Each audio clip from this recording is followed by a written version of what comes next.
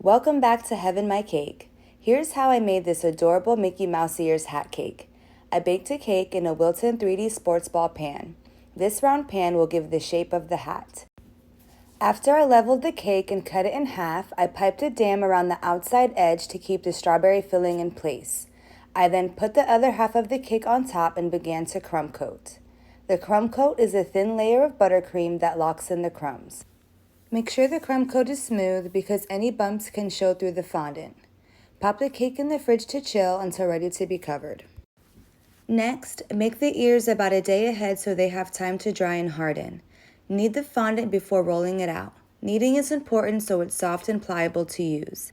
While rolling the fondant, try to apply the same pressure so the fondant is even on all sides. It helped to have a template that had a curve at the bottom of the ear since it lined up with the top of the hat perfectly. I used an X-Acto knife to cut around the ears. I then took 2 toothpicks per ear and inserted them in the bottom of the ears about halfway. I did this so the ears had stability when I put them on top of the cake. Place them on parchment paper to dry overnight. For the Disney letters, I found an example online and eyeballed how the letters should look. I rolled small pieces of fondant with the tips of my finger to form the shape of the letters. Smaller fondant pieces tend to dry faster and don't need as much time to harden. Place them on parchment paper to dry until it's time to put them on the cake. Before rolling out the fondant, measure the cake on all sides.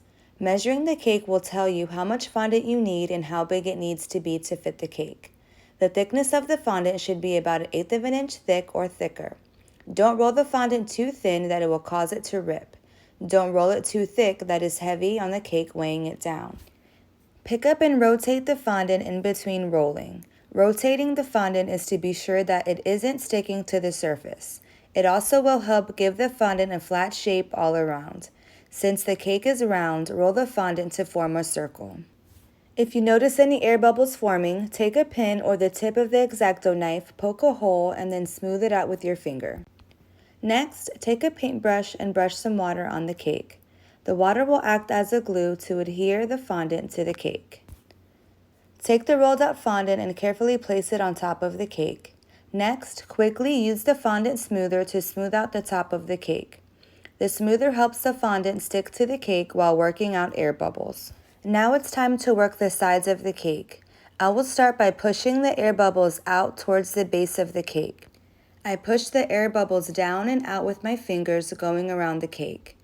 This part may be a little tricky trying to smooth the sides because you have to work the fondant to do what you want it to do. Go under the fondant carefully to straighten it out, then smooth it out in a downward motion. Go around with the fondant smoother to ensure the sides are attached to the cake.